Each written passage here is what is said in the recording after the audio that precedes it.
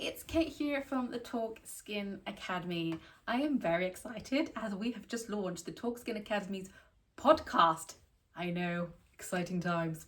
So, what we're going to be doing is we're going to be deep diving into how helping facialists become the best facialists they can possibly be. Whether you are offering holistic, luxury, bespoke experiences, I'm going to teach you all about the little things that's going to elevate your business compared to everyone else around you in this podcast.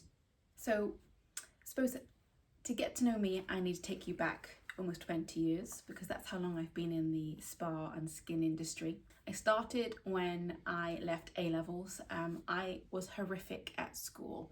I hated school. I had dyslexia and I just didn't actually like it, and so I left halfway through, much to my mother's despise, and she asked me the question one night whilst I was giving myself a manicure, or trying to give myself a manicure, and she said, well, what are you going to do with your life? And I looked at her and I said, I have no idea. She goes, well, you like doing your nails, so why don't you go to beauty school? And I went, sounds good. Now, bearing in mind that I hated school, and the reason why is because I just never seemed to be able to remember anything. Everything seemed difficult, and so I expected this scenario to go the same way, but it didn't. It was a complete opposite. Going into beauty school, I felt stupid and thick. Coming out of school, out of the beauty school, I felt empowered, confident and passionate, because what it taught me that I wasn't thick is that I just wasn't interested in the subjects I was being taught. And on top of that, the teachers that were teaching me were not inspiring me to learn.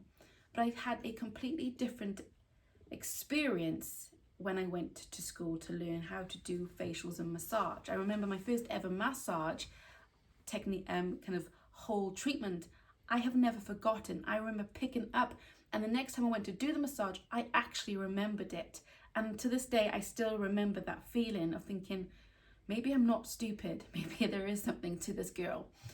And so from there, I went straight to Steiner Academy. They sold me the life of working on a cruise ship. They said that if you stay on land, you'll be an experienced therapist to here. But if you come and work for Steiner, and I remember exactly how she said it, you'll be this therapist. Everybody will want you. And that's true, because they do create phenomenal therapists because they make you work hard. And so I went to work for Steiner, and I did that for just shy of 10 years.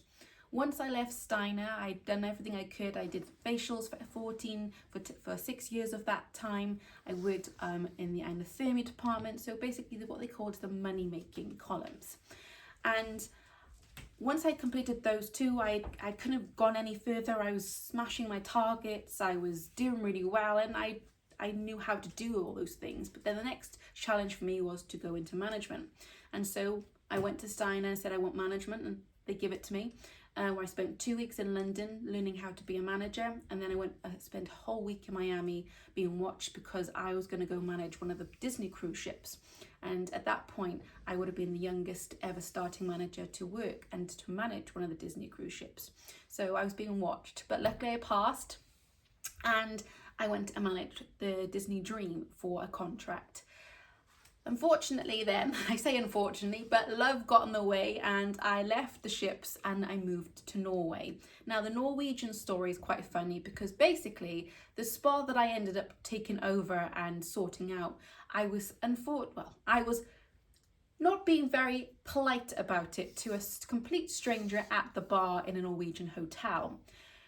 A couple of hours later, the guy turned around and said, well, that spa is actually my spa because I own the hotel. And being a bit bashful, I said, I'm so sorry, but you do need to sort it out. And his reply was, I know, do you want to stay and sort it out for me? And so that was my introduction to, consultancy and building successful businesses. Within 3 months, we had created an entire new menu. I had brought on new staff. I had deep cleaned the spa myself. It was disgusting. Hands, knees, scrubbing the living daylight out of the treatment beds and the hot cabbies and the hot stones. Another story. And I did that all by myself, whilst then putting out feelers for a brand to come in and help me basically rebuild the reputation of the spa, because unfortunately, due to bad management, bad therapist attitude. It had quite a bad feel in their local community, and so I needed to bridge that gap, because during the low seasons, which in Norway is quite through, let's say, the winter seasons, where nobody really come in to the ports in Kristiansand, which is the south capital of Norway, so for instance, we need to depend on the local community to be able to keep going. So did all that, and within 3 months we had already absolutely annihilated last year's take-ins in just 3 months. The team was working really well, the products were working really well, they were selling really well, and so yes, it was a great job. I never wanted to stay in Norway though, so about a year later I decided to pack my bags and move back to the UK. And then that's when I got the job of general manager at the Soho Farmhouse in the Cotswolds, where I opened up the spa, built a team of up to 60 therapists, which were all of my therapists. None of them were not on the books. And we had a phenomenal team. We were the most successful opening the Cowsheds and Soho House had ever done. And I think we are still the best opening. I had no complaints. We were hitting our target straight away. And again, it was just a sign that we were doing well, and that what I was doing, the systems I was implementing, were working. Fast forward then 2.5 years, Nick Jones, the owner of Soho House, turned around and said, "Kate, do you need a bigger spa?" Which in spa land in hotels is very rare. Normally the spa slowly starts to get smaller with the time, but our spa actually got bigger. And that's because we were just doing so well. So in 2018, we took the spa through a second development, and that's when I really got to get an idea of how spas are built. And I realised that a lot of the issues that our therapists go through are down to the fact that the spas being built are by people that have never either stepped foot in the spa or never have treatments. So for that reason, I then decided in 2019 I was going to leave and start my own consultancy, and that's when KH Spa Consultancy was born at the end of 2019, just prior to COVID kicking off.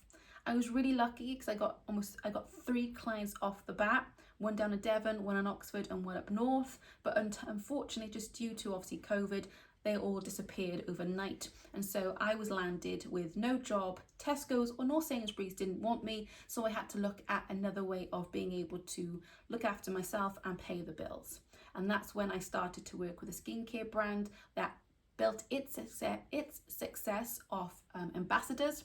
And so I became an ambassador, and within 2 months I was a leader. So I had quite a few upgrades in 2 months.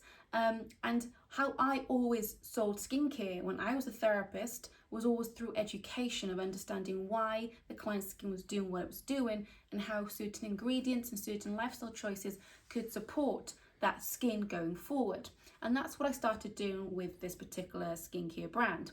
And all of a sudden, out of nowhere, I just was inundated with therapists and ambassadors just gagging for the information and the education on skin as well as products. And so that's when the Talk Skin membership kicked off, as well as then the Skin Expert Consultation course. And it thrived really, really quickly, and it was just a huge success. And so when COVID had finished, I had a baby, Aurora.